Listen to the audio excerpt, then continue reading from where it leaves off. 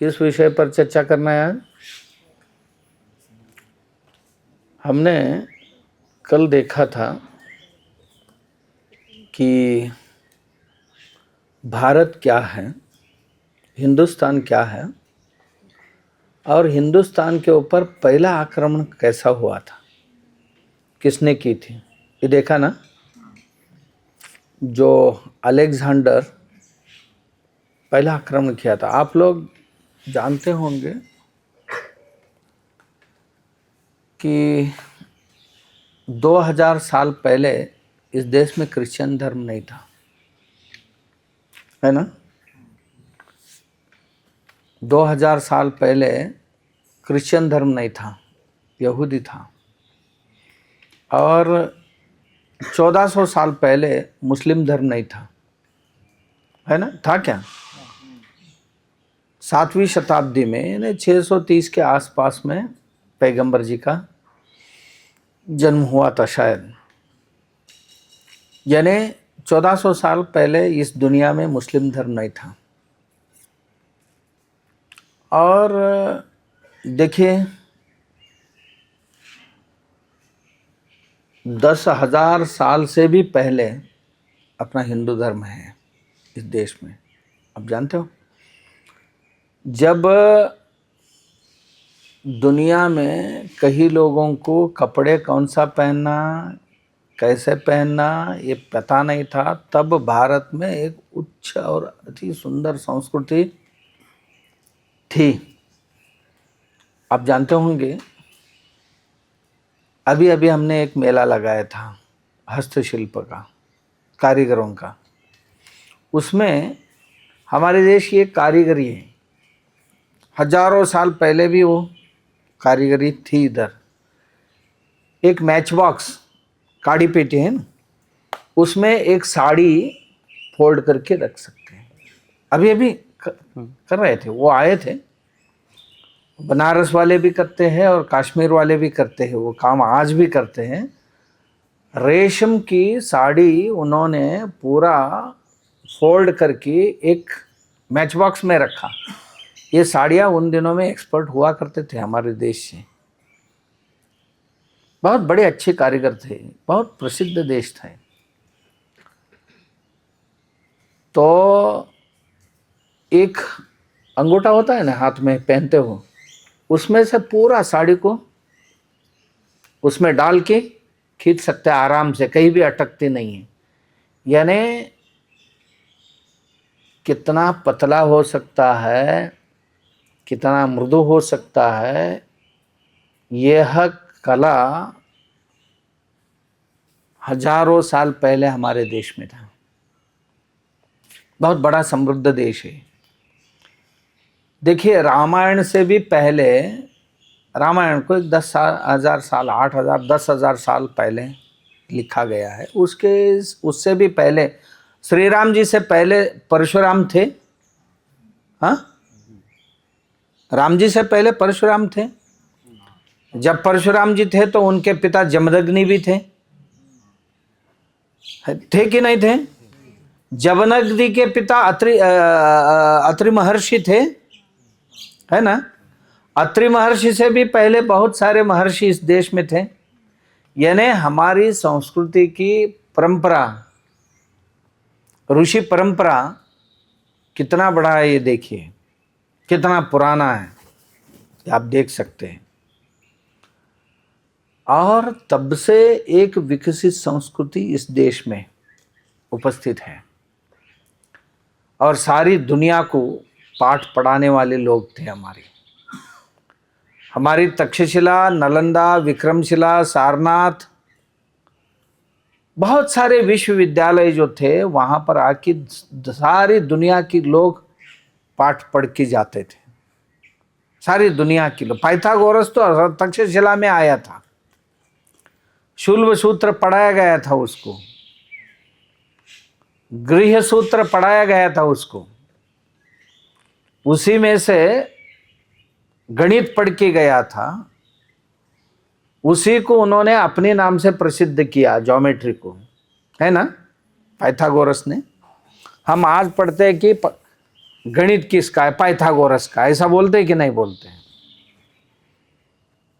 क्या भास्कराचार्य ने शून्य का विकास नहीं किया था? इस देश के कल्चर देखिए, बहुत बढ़िया। एक क्षेत्र में नहीं है, हर एक क्षेत्र में भारतीय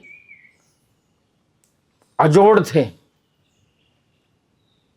हर एक क्षेत्र में, कोई ऐसा एक क्षेत्र नहीं था कि इसमें भारतीयों का काम नहीं है।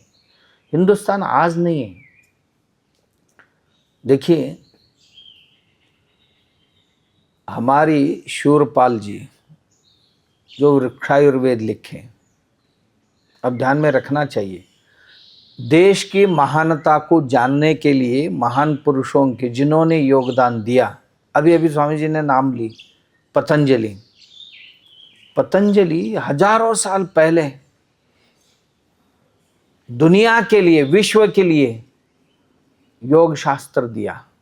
अष्टांग योग उन्होंने दिया, है ना। उनके बाद स्वात्माराम जी ने हठ योग दिया सारे विश्व के लिए। सांख्य शास्त्रकार फिजिक्स दिया था उन दिनों में। कपिल मुनि हजारों साल पहले, जब दुनिया के लोग कुछ नहीं जानते थे, तब वो फिजिक्स दिया था। उसी को आगे ले जाके कणाद महर्षि अणुशास्त्र दिया था। कणाद हमारे,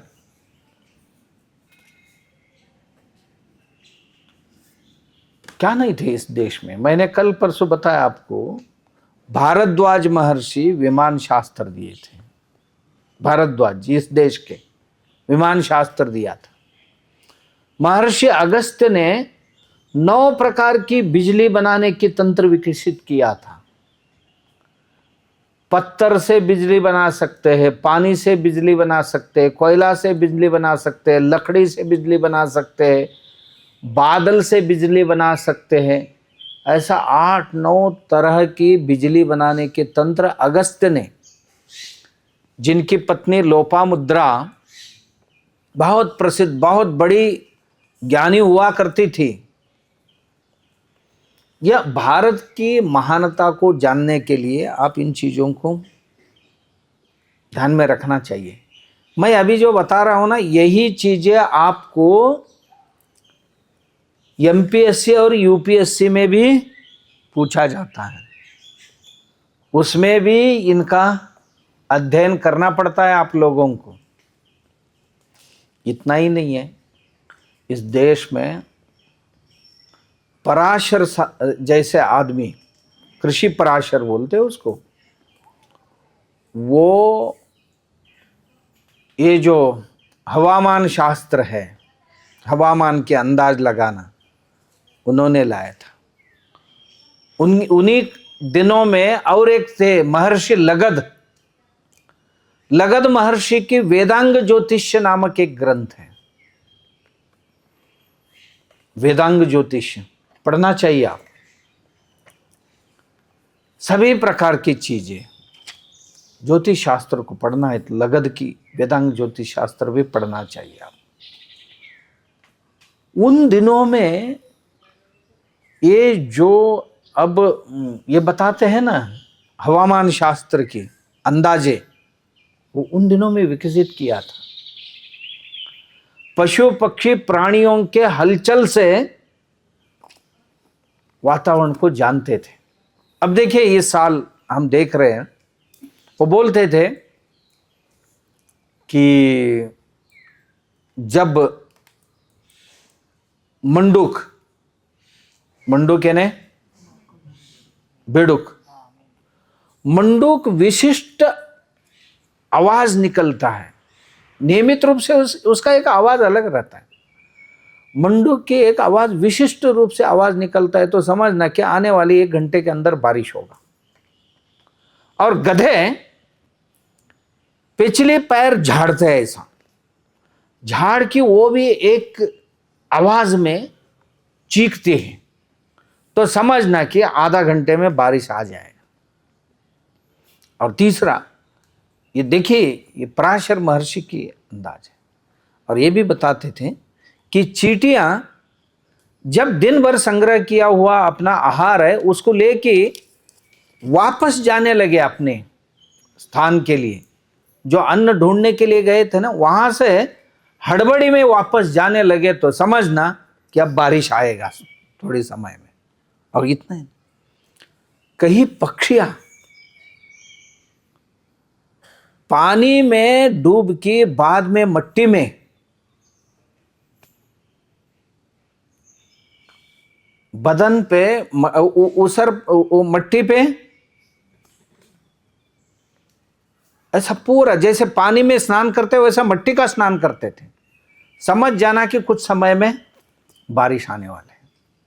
और विशिष्ट प्रकार के कई कीड़े हैं, वो अचानक उड़ जाते वातावरण में, अचानक आ जाते, बहुत आ जाते, समझना कि 10-15 मिनट में बारिश होने वाला है, ये अंदाज मानते थे। ये हमारे ऋषियों की वातावरण शास्त्र था। और ये भी कहते थे कि देखिए, आप जो पेड़ है, बड़े बड़े पेड़, इस पेड़ों के ऊपर कौवा वैसा तो निचले स्तर पर अपना घर बनाता है पेड़ों की, डाली का जो छोर है उस छोर पे घर बनाते हैं। जिस साल में हमारी पक्षियां पेड़ के ऊपरी हिस्से में बिल्कुल ऊपर पेड़ बनाने लगेंगे, तो समझना कि इस साल अकाल पड़ने वाला है। अपने घोंसले बनाते हैं ना, एक घोंसले बिल्कुल ऊपर पेड़ों के ऊपरी छोर तक जहां पर कोई नहीं जाएंगे, वहां पर घोंसले बनाना शुरू कर, ये 2-4 नहीं 6 महीने पहले ही शुरू कर देते हो, 6-7 महीने पहले ही शुरू कर देते हैं। वहां पर घोंसले बनाना शुरू कर देंगे तो समझना कि इस साल अकाल पड़ने वाला है, बारिश नहीं होने वाला।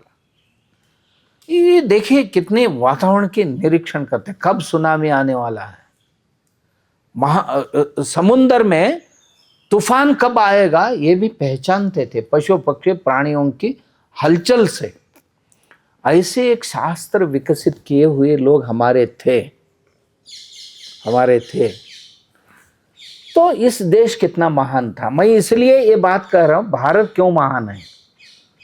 मेरा भारत महान कहते हैं ना, क्या कहने से होता है? थोड़ा नहीं है, वैसा होना भी चाहिए। इस देश में थे ऐसे लोग, फिर जब ये लोग थे तब आज तक ये ज्ञान परंपरा चल के आई है, नहीं तो ये ज्ञान परंपरा नहीं रहते थे। देखिए, एक एक आदमी अपने जीवन पूरा समर्पित किया है एक एक विषय के लिए, एक एक विषय के लिए। क्या लिखा महाभारत, 1 लाख श्लोक है, थोड़ी थोड़ी 1 लाख श्लोक, यानी कितने साल लगे होंगे। वो श्लोक क्या ऐसा देख के क्या डिक्टेशन, ये अपना शुद्ध लेखन करना था थोड़ा? अरे 1 लाख श्लोक लिखने के लिए मटेरियल कितना चाहिए दिमाग में, अनुभव कितना चाहिए। 1 लाख श्लोकों का महाभारत लिखा वेद व्यास जी ने, 24,000 श्लोकों का रामायण लिखा वाल्मीकि ने। कौन से स्कूल में गए थे भाई? यही गुरुकुलों में ही पढ़े थे। 1 लाख श्लोकों का और 24,000 श्लोकों का रामायण लिखे थे। पशु पक्षी प्राणियों के ऊपर कथा लिखे विष्णु शर्मा ने, जो पंचतंत्र नामक ग्रंथ लिखा उन्होंने, श्लोकों में है वो, छोटी छोटी कथाएं। मैं बहुत बार पढ़ाता रहता हूँ, बताता रहता हूँ कि मंदबुद्धि के लोगों को तीक्ष्णमति बनाने के लिए उन्होंने जो प्रयास किया, देखिए उसमें एक कथा आती है, मैं सुनाता हूँ आपको। क्या कथा है भाई? कथा ये आती है कि वन का राजा कौन होता है? प्राणियों का सिंह, है ना। वन का राजा सिंह है। सिंह ने एक बार कई प्राणियों को बुलाया। उसको लगा कि देखो रे, हम तो मांसाहार करते हैं तो कुछ कुछ बदबू आता है हमारे मुंह से, बड़े लोगों के मुंह से बदबू आना अच्छा नहीं है, थोड़ा देख के बताओ। तो बकरी भी आई थी, बंदर भी आए थे, और कहीं शेवर भी आए थे, बहुत सारे पक्षी आए थे, प्राणी आए थे। तो पहले उन्होंने पूछा बकरी को, ए बकरी देख मेरे मुंह से बदबू आता है क्या? उन्होंने ईमानदारी से कहा, हाँ महाराज जी, मुंह से बदबू आता है। अरे तुझे इतना मस्ती है, मेरे मुंह से बदबू आता है ऐसा बोलता है तो? उसको मार के खा डाला। उसके बाद फिर बंदर को पूछा, बंदर ने बोला सच बोलता है तो मार डालता है, तो झूठ बोल दिया। अब आप जैसे लोगों के मुंह से कभी बदबू आ सकता है क्या महाराज? बिल्कुल नहीं। अरे बदबू तो आता है, तू झूठ बोलता है करके उसको भी मार दिया। उसके बाद नंबर किसका आया? कुल्ला, लुमड़ी, लुमड़ी बोलते हैं ना उसको, उसका नंबर आया। उसको पूछा, ये दोनों का देखा था उसने, बदबू आता है क्या? महाराज 3 दिन से मुझे सर्दी हो गई इसलिए बात समझता ही नहीं। पंडित विष्णु शर्मा जी को ये पता था कि क्या पढ़ाना है, इसमें क्या संदेश देना है। ये भी नहीं करना चाहिए, ये भी नहीं करना चाहिए, बीच वाला एक रास्ता, प्राण भी बचे और सच भी बोले, है ना? प्राण भी बचे और सच भी बोले, और राजा को नाराज भी न करें। ऐसे भी कई कथाएं हैं, आपने पढ़ा होगा। एक महाराजा ने पूछा कि महाराज मर गए, इसको अच्छी भाषा में कैसे रखेंगे? महाराज मर गए बोलना अच्छा है क्या? महाराज का मृत्यु हो गया ये भी अच्छा नहीं है। महाराज जी का निधन हो गया ये भी अच्छा नहीं है। अरे महाराज जी के बारे में तो ये ऐसे मृत्यु की बात करना ही नहीं चाहिए, वो साक्षात भगवान है। तो महाराज जी का देहांत हुआ ये भी ठीक नहीं है। तो अच्छा आदमी क्या कहेगा? महाराज जी 2 दिन से सांस ही नहीं ले रहे। समझ गए आप? महाराज जी 2 दिन से सांस ही नहीं ले रहे, बस इसका मतलब क्या होता है? 2 दिन से सांस नहीं ले रहे वैसे ही पड़े, तो इसका मतलब महाराज गए। मगर महाराज गए ऐसा नहीं बोलना है भाई। ऐसे महान महान विद्वान हमारे देश में, ये बातें क्यों कह रहा था कि हमारी जो कथाएं बच्चों के लिए लिखे गए, ये लोग, ये हितोपदेश हो या पंचतंत्र हो, इनमें ऐसी कथा पढ़ाई गई। ये हमारे देश की शान है। इस देश क्यों महान हुआ? इन कारण से महान। इस देश में उन दिनों में देखिए, रामायण में अयोध्या का वर्णन आता है, कितना बढ़िया राष्ट्र था ये आप जान लीजिए। वाल्मीकि जो रामायण में अयोध्या की वर्णन करते हैं, 10,000 साल पहले की एक नगर की वर्णन। आज भी ऐसा नगर आप देख नहीं सकते।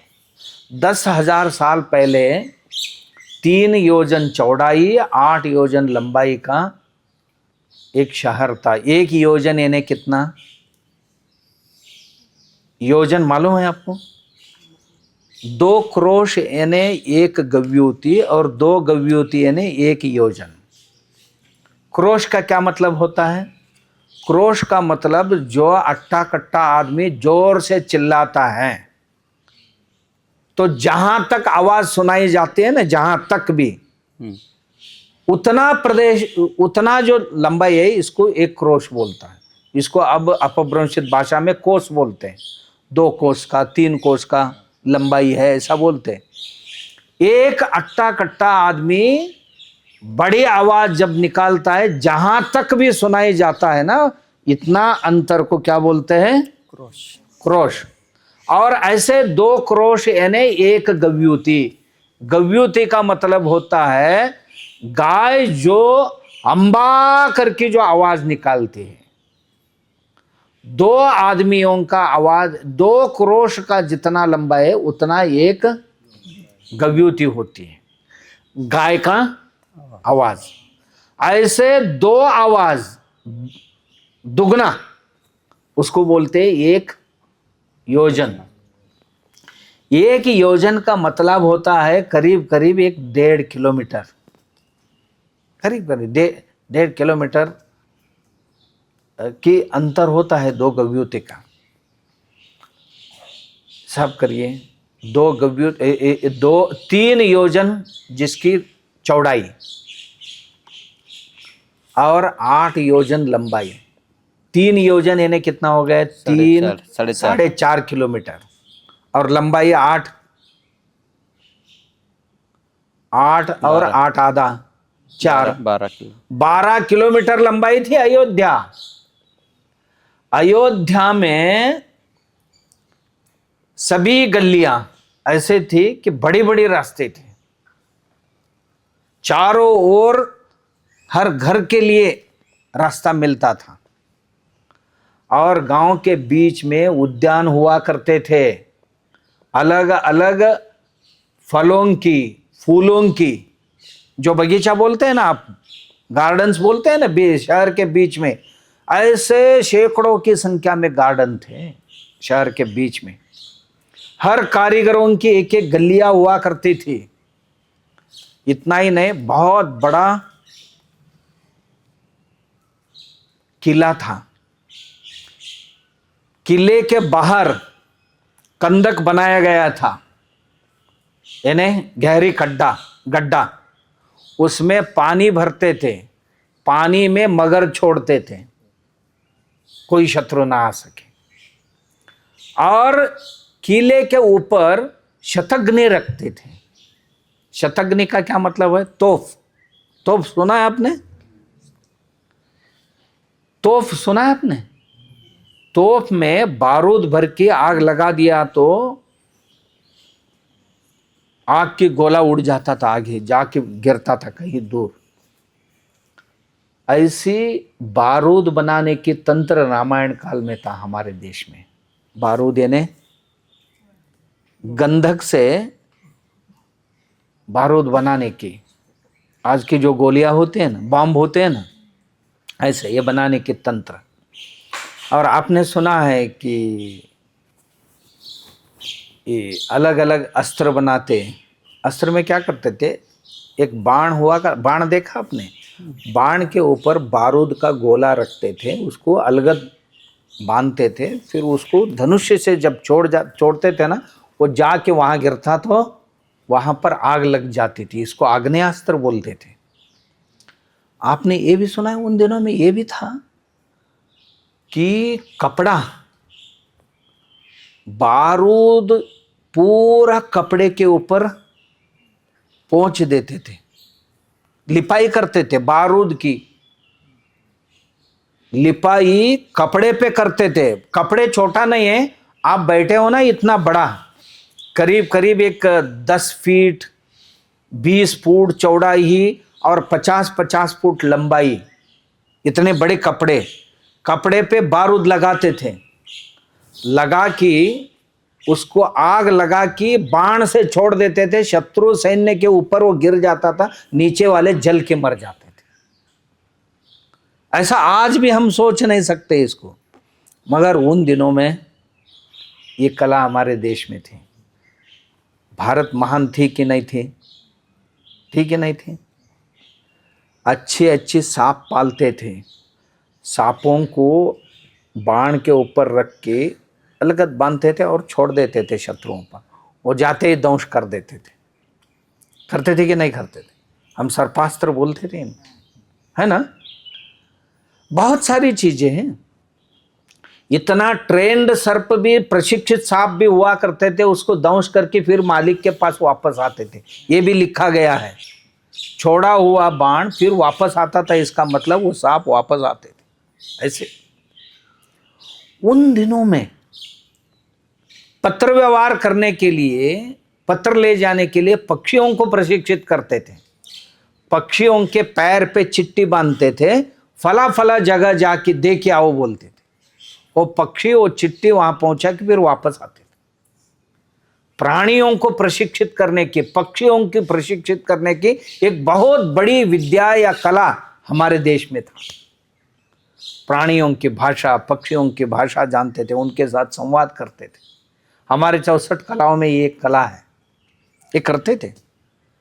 भारत महान थी कि नहीं थी? इसलिए महान थी।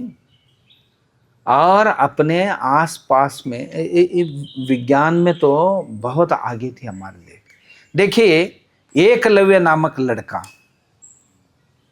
एक विद्या हस्तगत किया था। किनसे? द्रोणाचार्य से। वो क्या था विद्या? धनुर्विद्या थी, मगर उसकी धनुर्विद्या कुछ अलग था, अहिंसात्मक शस्त्र विद्या। अरे शस्त्र तो चलाता था, अस्त्र तो चलाता था, मगर जख्म नहीं करता था।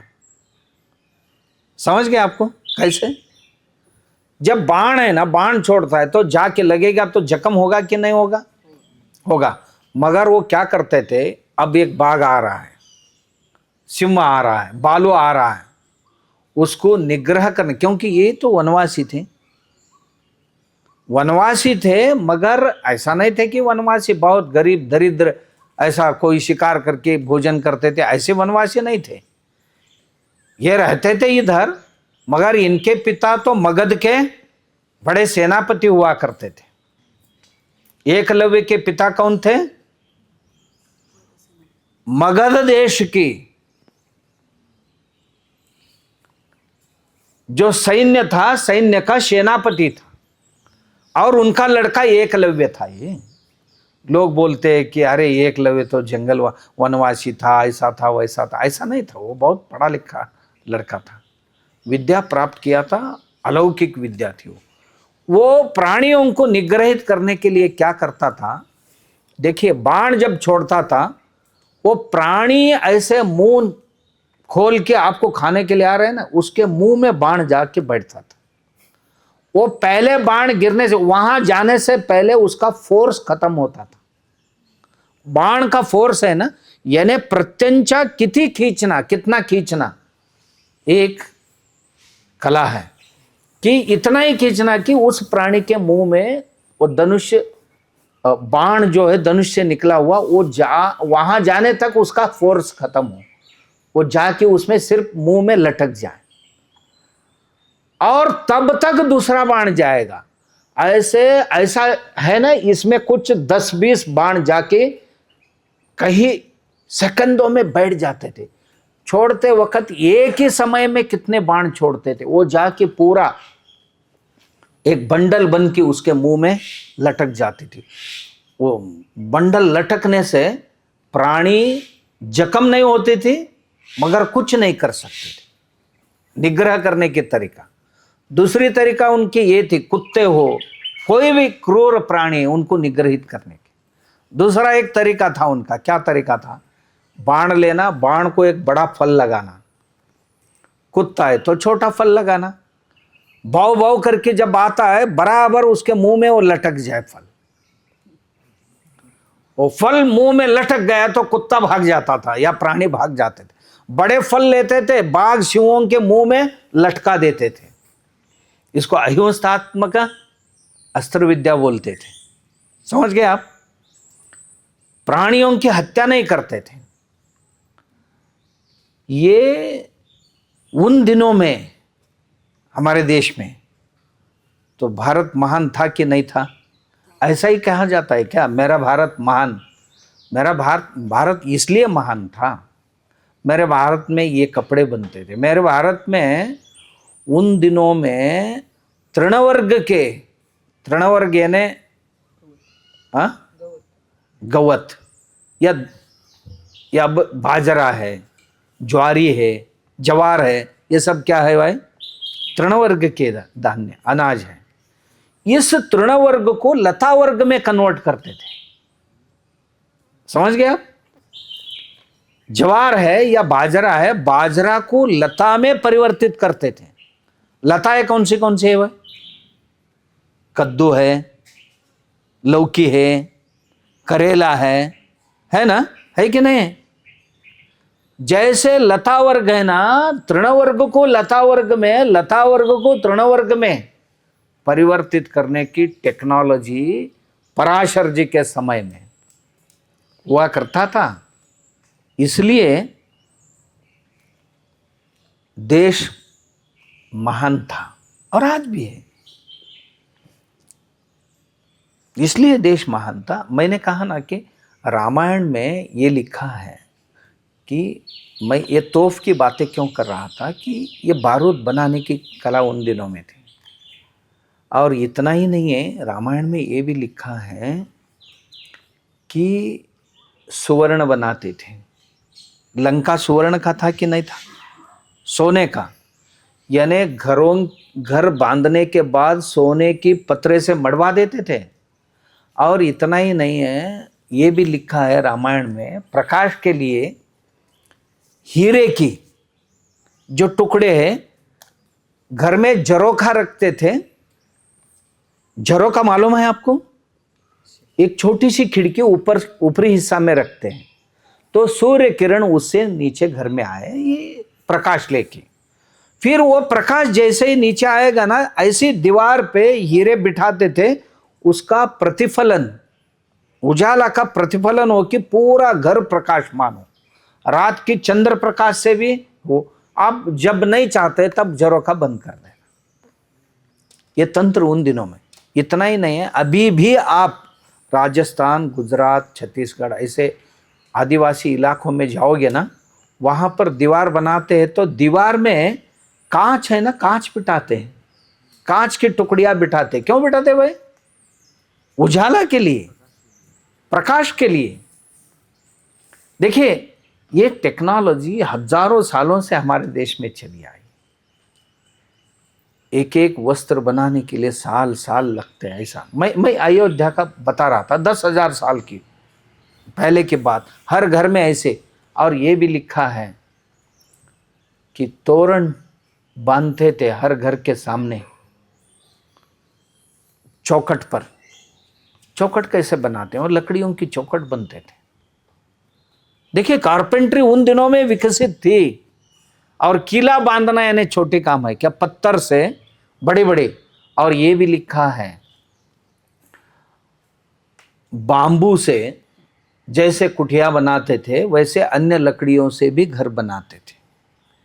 इतना ही नहीं है, मट्टी के घर बनाते थे, पत्थर के घर बनाते थे, बांबू से घर बनाते थे। इतना ही नहीं है, विमान भी बना। विमान का मतलब होता है एक तो उड़ने वाला विमान, दूसरा वास्तुशास्त्र में विमान आता है, बहुमंजिलीय घर को विमान बोलते हैं। 7-7 मंजिल के घर बनाते थे उन दिनों में। मैं 10,000 साल पहले की बात कर रहा हूं। 7-7 मंजिल के, उसको विमान बोलते थे। रामायण में यह लिखा है, गांव में हर घर के सामने पुताई करते थे, गोबर से करके रंगोली डालते थे फूलों की पंखुड़ियों से। ये लिखा है त्योहारों के समय में। और ये भी लिखा है, कोई भी मांगने वाले आदमी नहीं था उन दिनों में। कोई किसी से कुछ मांगे, ऐसा मांगने वाले लोग नहीं थे, सब देने वाले थे। उधर देने के लिए राजा का राजस्व भरने के लिए लोग लाइन लगाते थे, कतार पे खड़े होते थे, मेरा पैसा लो, मेरा पैसा लो। देने वाले कतार पे खड़े होते थे, लेने वाले कोई नहीं थे। और ये भी लिखा है, एक भी भिक्षु उन समय में नहीं था, भिक्षु नहीं था। और राजा के पास राजा ही न्यायाधीश हुआ करता था। कभी 10 साल में, 2-4 साल में एक आदमी न्याय मांगने आता था। इसका मतलब हुआ कि कोई दूसरों पर अन्याय नहीं करता था। और रामायण में ये भी लिखा है, वाल्मीकि ने ये लिखा है रामायण में कि अयोध्या कैसी थी। अयोध्या में एक तो अकाल मृत्यु किसी का नहीं होता था, अकाल मृत्यु नहीं होता था, यानी समय से पहले किसी व्यक्ति का मृत्यु नहीं होता था। और यह भी लिखा है, माता पिता होते हुए बच्चों की मृत्यु कभी किसी ने नहीं देखा था। किसी को अपने बच्चे की ये अंत्य यात्रा में सहभागी होने की कभी भी किसी को नौबत नहीं आती थी। इतना जीवन पद्धति बहुत अच्छी थी। समझ गए आप? खाना पीना सब चीजें जो है बिल्कुल ठीक ठाक थी। और ये भी बताया, युद्ध में इधर उधर जब किसी का मृत्यु होता तो उनके घर की जो महिलाएं विधवा बनती थी ना, विधवाओं की सम्मान रामायण काल में जितना होता था उतना कहीं भी नहीं देखा गया। विधवाओं की सम्मान साक्षात मां के जैसे, और राजा ने कानून ही बनाया था कि उनकी सम्मान समाज के हर घटक करेगा ही, ये भी लिखा है। और ये भी लिखा है इतना बड़े बड़े वन हुआ करते थे, 12 ही महीने कोई ना कोई फल लोगों को मिलता था, और 12 ही महीने फूलों से सजे हुए लदे हुए पेड़ देखने के लिए मिलते थे। 12 ही महीने। देखिए, बारिश में भी फल देने वाले और फूल और फल देने वाले पेड़ हुआ करते थे, ठंड में भी जाड़ी में भी फूल दिखाई पड़ते थे, ग्रीष्म काल में भी, समर सीजन में भी ऐसे जंगल हुआ करते थे। और यह भी लिखा है किसी भी प्राणियों को अकारण कोई नहीं मारते थे। रामायण काल में कितनी बड़ी व्यवस्था होगी। इसलिए कहते हैं कि मेरा भारत महान, जहां झगड़ा नहीं है, जहां भिक्षु नहीं है, जहां संपत्ति ही संपत्ति है, हर घर में इतना पैसा हुआ करता था ये। और साइंस एंड टेक्नोलॉजी देखिए, धनुष बनाते थे, बाण बनाते थे, रथ बनाते थे। रथ टेक्नोलॉजी थी कि नहीं उन दिनों में? विमान बनाते थे, पुष्पक विमान था कि नहीं? एक ही नहीं था, बहुत सारे विमान हुआ करते थे उन दिनों में, पुष्पक विमान था। और अलग अलग आपने रामायण में कुछ अस्त्र और शस्त्र, अस्त्र किसको बोलते हैं? हाथ में पकड़ के जो लड़ाई करते हैं ना, वो कुल्हाड़ी हो, तलवार हो, दंड हो, छुरी हो, इनको क्या बोलते हैं? शस्त्र, शस्त्र बोलते हैं। अस्त्र जो फेंक के मारते हैं ना, छोड़ देते हैं, उसको क्या बोलते हैं? अस्त्र। ये शस्त्र और अस्त्र में विद्या में पारंगत लोग बहुत हुआ करते थे। अस्त्र और शस्त्र बनाने की कारीगरी उन दिनों में विकसित थी। देखिए, कपड़े बनाने की 10,000 साल पहले से भी इस देश में कपड़े बनते हैं और गहने बनते हैं। गहने धारण करना, देखिए, मस्तक से लेकर कमरे तक सोने की गहने पहनना, और कमरे के नीचे चांदी की या और अन्य धातुओं की, ये परंपरा। क्योंकि इनका सम्मान कम नहीं करना, सोने की गौरव कम नहीं करना, पैर में नहीं पहनना उसको। उसके आरोग्य का भी बहुत सारे कारण हैं। और जिस जिस इंद्रियों पर हम गहने पहनते हैं उसका प्रयोजन क्या है? हर इंद्रिय का हमारा जो अंतिम चोर है वहां पर हम गहने पहनते हैं ना। अंगूठा पहनते हैं, इधर ही पहनते हो ना, हाथ का अंतिम हिस्सा है चोर है। कान के यहाँ पहनते कि नहीं पहनते? और नाक का अंतिम हिस्सा इधर है, इधर पहनते हैं, गले में पहनते हैं, भुजाओं में पहनते हैं, कमरे में पहनते हैं, नीचे पैर में पहनते हैं, खड़े। और महिलाएं तो अलग अलग चीजें पहनते हैं अंगुलियों में। इसका भी वैज्ञानिक कारण है सब। रक्त परिचलन जो है,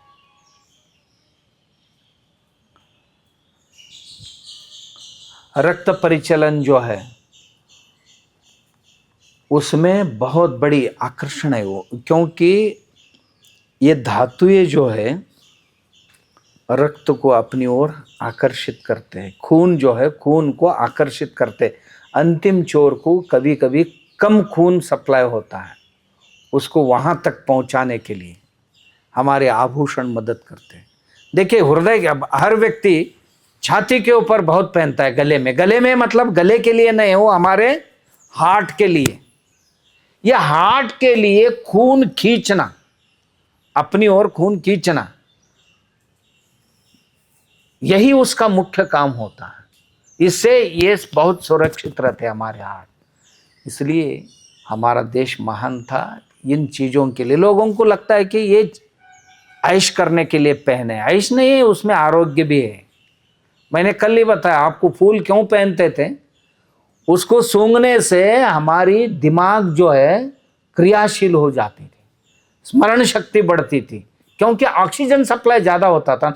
हाँ, ऐसा करते कि नहीं करते? करने से ज़्यादा ऑक्सीजन दिमाग तक पहुंचती थी, पहुंचने से आपके दिमाग में कहीं सिक्रीशंस हो जाते थे, उससे आपकी स्मरण शक्ति बढ़ती है। ये टेक्नोलॉजी थी हमारे लोगों। तो कहने के तात्पर्य ये, और आप महाभारत में आओगे या रामायण में भी आपने सुना होगा, रामायण में सबसे बड़ी संपदा गाय थी। जब ये चारों लोगों का शादी हो रही थी मिथिला में, कौन कौन? राम, लक्ष्मण, भरत, शत्रुघ्न। राजा दशरथ ने 4 लाख गायों की दान किया था। गाय यानी ऐसे मरने के लिए पहुंचे ऐसी गाय नहीं है, गाय जवान होना चाहिए। गाय बछड़ी दी हुई, वो भी बछड़ी भी पुरानी नहीं है, 1 महीने के अंदर वाली प्रसूति हो कि 1 ही महीना हुआ हो या उससे भी पहले वाली, ऐसी गाय होना चाहिए। और दूध देने वाली होना चाहिए। उसके सिंग जो है, सिंग पे सोने की पत्रे से मड़ा हुआ है सिंग, ऐसे गाय होना चाहिए। और अंत में ये भी कहते थे कि कांस्य पात्र दूध निकालने के लिए हर गाय के साथ देना। कितने कारीगरों को काम मिलते थे देखिए। कांस्य के पात्र बनाया जाता था उन दिनों में, सोने के काम किया जाता था उन दिनों में। इतनी सारी गौ संपदा इस देश में थी, इसलिए मेरा भारत महान था और है। और जब जनक महाराज लड़की भेज रहे थे अयोध्या के लिए, उन्होंने भी लाखों की संख्या में गाय दी थी, वो लेके अयोध्या गए थे। और इतना ही नहीं, गाय की रखवाली के लिए लोग भी भेजे थे। वो आपके लोग तैयार होने तक हमारे लोग आएंगे उनके साथ, यानी कि तात्पर्य देखिए, ऐसा समृद्ध राष्ट्र था हमारा। आप जाएंगे तो हमारे यूनिवर्सिटियों में, गुरुकुल में, पहले गुरुकुल में 50-60 अलग अलग ट्रेड्स हुआ करते थे, शाखाएं, अलग अलग विद्याओं की। एक एक गुरुकुल में 60 शाखाएं। कौन सी? सोनारी की अलग है, कारपेंट्री की अलग है, रसायन शास्त्र की अलग है, जीव शास्त्र की अलग है, मैथमेटिक्स की अलग है, तर्कशास्त्र की अलग है, फिलॉसफी की अलग है। ऐसे अलग अलग विषयों के शास्त्र हुआ करते थे। क्या पढ़ाते थे मालूम है? जहां समुद्र नजदीक है वहां नमक बनाने की तंत्र जो सिखाया जाता था कि समुद्र नजदीक है तो समुद्र के पानी से नमक बनाए। जहां वो नहीं है, पहाड़ ही नमक का है, तो वहां पहाड़ से, जो आप बोलते हैं ना अभी सैंधव नमक वगैरह बोलते हैं ना, ये पहाड़ से निकलती है, पत्थर से, उसका शोधन करके लेते हैं। और तीसरा था मट्टी से नमक निकालना। जहां पर ज्यादा पानी खेलते हैं तो वहां नमकीन बन जाता है, काली मट्टी है तो वहां नमकीन बन जाता है, उससे मट्टी से नमक निकालने की तरीका थी। और चौथा तरीका था पेड़ की पत्तियों से नमक निकालना, उससे भी नमक बनाते थे। लिखा है रामायण महाभारत में, आईना बनाते थे उन दिनों में। आईना, चेहरे देखते हैं ना आप, दर्पण बनाते थे। ये दर्पण 2 प्रकार के होते थे, एक ग्लास का होता था, एक मेटल का होता था। मेटल का आज भी वो परंपरा है केरल में, मेटल मिरर बोलते हैं उसको, टूटता नहीं है। ऐसा नहीं है, महाभारत में आपने देखा है कि दीवार के दीवार पूरा आईना जैसे बना देते थे। ये जाके टकराया था ना, किसने? दुर्योधन ने। उसको लगा था कि देखिए, एक दीवार पर उन्होंने बहुत बढ़िया सरोवर का चित्र निकाला था। कौन सा? तालाब का। और उसके सामने वाले दीवार पे आईना बना दिया था। इसको लगा कि मानो सच में ही यहाँ पर सरोवर है करके इन्होंने धोती ऊपर लिया और वहां जाके उसमें छलांग लगाने गया था, वो दीवार पे टकरा गया, फिर सर फूट गया, फिर आगे का महाभारत हुआ, है ना। यानी कलाकारी जो है हमारे देश की कारीगरी इतना अद्भुत थी। आईना दीवार पे भी आईना बना देते थे, आईना बनाने की भी कारीगरी थी हमारे देश में। ये हमारे देश की महानता। अपने महाभारत में देखेंगे ना कि एक एक व्यक्ति के घर में 5-5 लाख गाय हुआ करते थे। जिसके घर में 5 लाख गाय है उसको उपनंद बोलते थे। क्या बोलते थे? उपनंद। उपनंद। और जिसके घर में 9 लाख गाय हुआ करते हैं उसको बोलते थे नंद, है ना। और जिसके घर में 13 लाख के ऊपर गाय हुआ करते थे उसको बोलते थे वृषभ, है ना।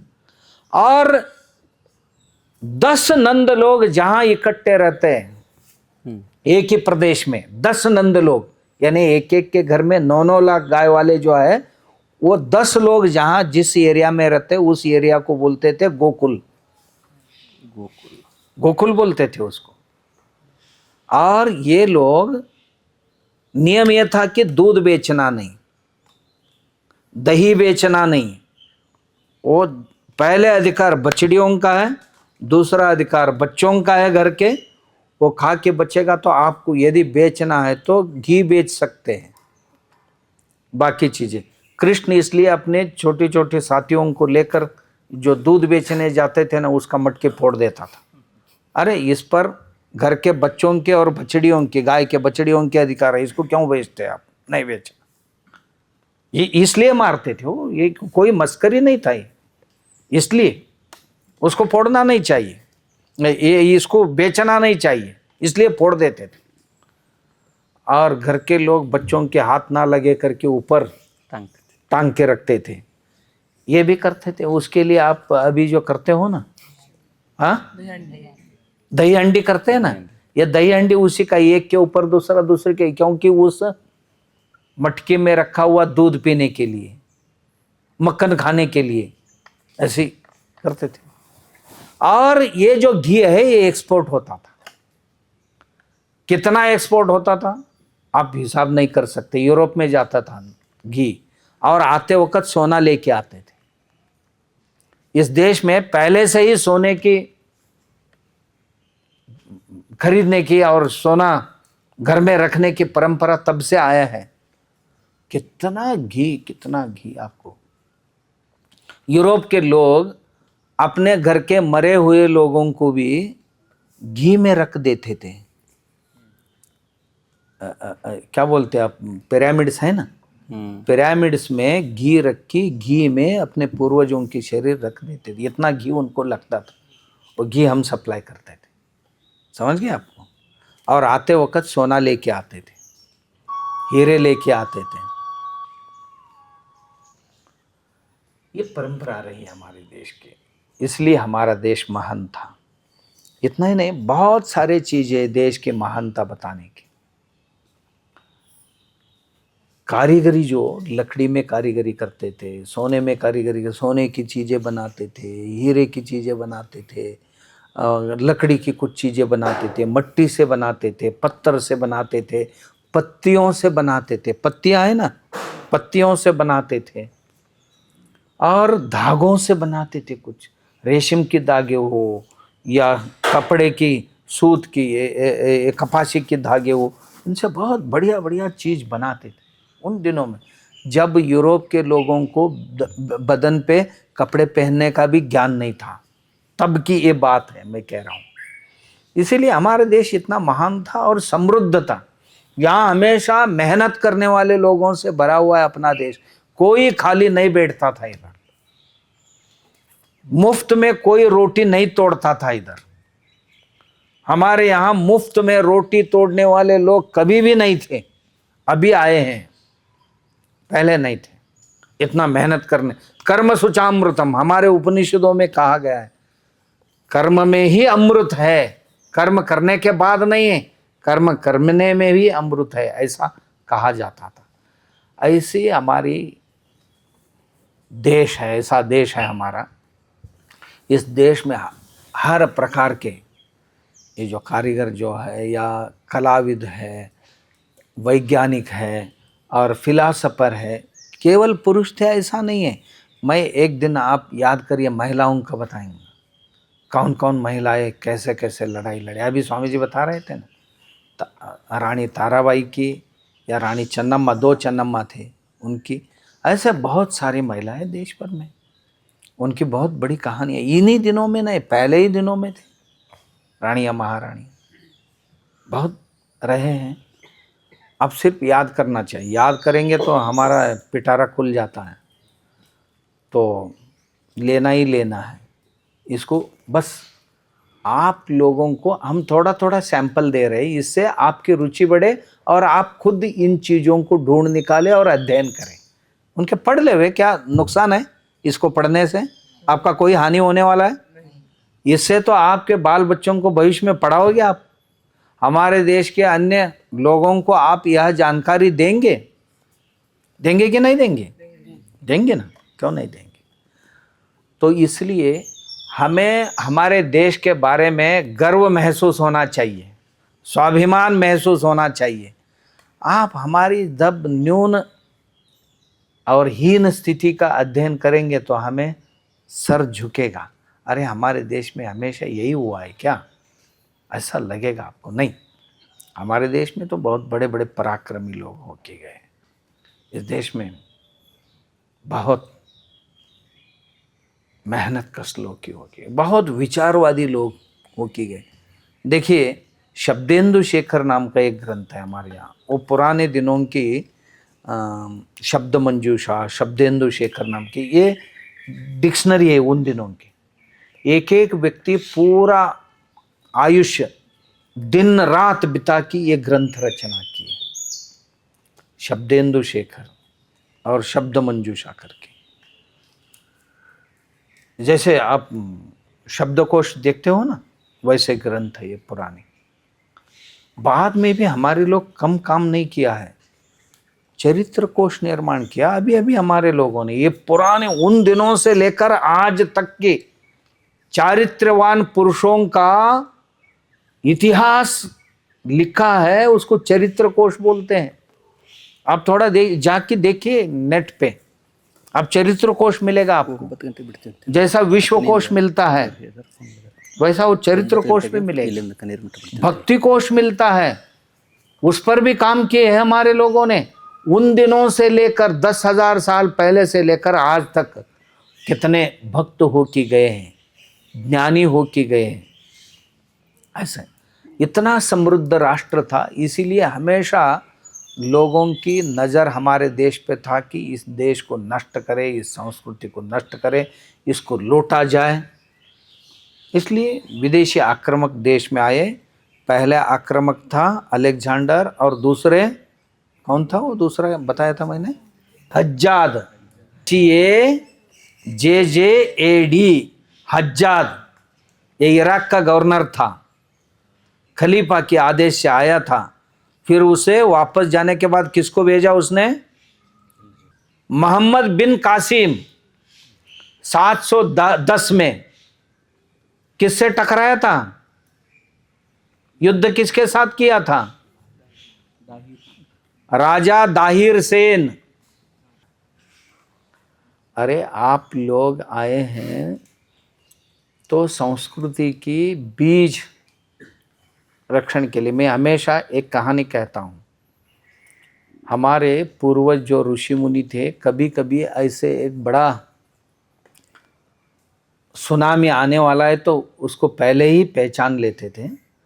तो सब लोग मीटिंग करते थे, करके वो बोलते थे कि अब सब नष्ट होने वाला है तो हम भाग जाएंगे, करके भाग नहीं जाते थे। अब पूरा समुंदर की पानी आके पूरा प्रदेश भरने वाले, 3-3, 4-4 महीने उतरने वाला नहीं, तो पेड़ पौधे सब नष्ट होंगे। पक्षी प्राणियां तो पहले ही जाके बैठते हैं सुरक्षित जगह पे। तो ये क्या करते थे ऋषि मुनि, सब बीज इकट्ठा करना शुरू कर देते थे। हर पेड़ की, हर पौधे की बीज इकट्ठा करते थे। बीज इकट्ठा करके जाके पहाड़ के ऊपर बैठ जाते थे। उनके अंदाज के मुताबिक वो सुनामी आ जाती थी। 3-3, 4-4 महीने पानी समुद्र के रहेंगे तो सब नष्ट हो जाता। वो जैसा ही समुद्र उतर गया, पीछे हट गया, तो ये नीचे उतरते थे। उतर की उस जमीन को ठीक ठाक करके वहां जितने भी बीज संग्रह किया था ना, उसको बोना शुरू कर देते थे, बोना शुरू कर देते थे। फिर एक बार इस सृष्टि की निर्मिति करते थे। अभी एक बहुत बड़ा सुनामी आ रहा है। कौन सा? विज्ञान का, साइंस एंड टेक्नोलॉजी का एक बहुत बड़ी सुनामी आ रही है। इसमें सांस्कृतिक मूल्य खत्म होने जा रहे हैं। बहुत सारे चीजें खत्म होंगे। देखिए, गायक बचेंगे, आप ऑर्डर देंगे तो ये सब गाने बजाती है और गाना गा की भी देते कि नहीं देते? क्या आर्किटेक्चर ही बताएंगे? मैंने आर्किटेक्चर के बारे में नहीं बताया। उन दिनों में जो वास्तुशास्त्र था, नगर रचना शास्त्र था, वो बता। ये भी खलास होने वाला है, क्योंकि आप आपका अपना रिक्वायरमेंट डाल के पूछ लेंगे तो ये सब आपको अभी भी देता है। 2 मिनट में देता है कि नहीं देता है? देता है। फिर किसी व्यक्ति की जरूरत है, यानी जो ज्ञान की बीज है ये नष्ट होने वाला है। अब देखिए, आरोग्य शास्त्र में भी आपको जो बीमारी है, फला बीमारी है, इसके लिए क्या करें, डाल दिया तो ये तुरंत मेडिसिन का सजेशन दे देगा। क्या कॉलेज बचेंगे? नहीं बचेंगे, कुछ भी नहीं बचने वाला है। ये जो विज्ञान है ये महाप्रलय है। अभी आगे आदमी भी बचेगा कि नहीं मालूम नहीं है। इसीलिए हम हमारी संस्कृति के, हमारी धरोहर जो है परंपरा से आई हुई, इनको थोड़ा बचा के रखना चाहिए। फिर आगे वाले पीढ़ी में इसकी बीजारोपण करना चाहिए। इसलिए आप आए हो, है ना। कई चीज़ें हैं ना, इसको चुनना है अगली पीढ़ी को, या आपके मित्र है और है, उसको ये चीज़ें बताएंगे तो ये फैल जाएगा, इसका सामना करेगा। इसलिए ये शिविर है। हम इस देश के बारे में अच्छी तरह से जान लें और देश महान कैसा हुआ तो उसका गर्व हमें महसूस, हमें भी ये सब चीज़ें संग्रहित करना है। अब हम इतना कहने के बाद फिर राम जी के पास जाएंगे। वो क्या क्या ग्रहण किए थे, आपको अचरब लगेगा। देखिए, इतना आश्चर्य लगेगा कि इतनी चीज़ें एक व्यक्ति में कैसे हो सकती हैं। मैं आज या कल से शुरू करूँगा आपको, कैसे हो सकते हैं। आप में बहुत सारे हैं मगर उसको आपने दबा के रखा है। गौण है आप में, उसको गौण नहीं, प्रधान बनाना है आपको। समझ गए? तो हमारे देश की जो धरोहर है, संस्कृति है, या महानतम बिंदु है, इनको थोड़ी हर दिन, एक ही दिन में सब हो जाएगा ऐसा नहीं, समझ लेंगे। और उसके साथ साथ हम देश की और धर्म की ऊपर आक्रमण और उसको थोपने वाले हमारे लोगों की चरित्र को भी दूसरी, एक तरफ इसको रोकना और दूसरी तरफ चरित्र निर्माण होने के लिए या करने के लिए क्या क्या होना चाहिए अपने पास, ये दोनों चीज़ें देखते जाएंगे। ठीक है, रुकेंगे। चलो। ओम सर्वेत्र सुखिनः सन्तु, सर्वे सन्तु निरामयाः, सर्वे भद्राणि पश्यन्तु, मा कश्चित् दुःखभाग् भवेत्। ओम शांति शांति शांति। हरि ओम।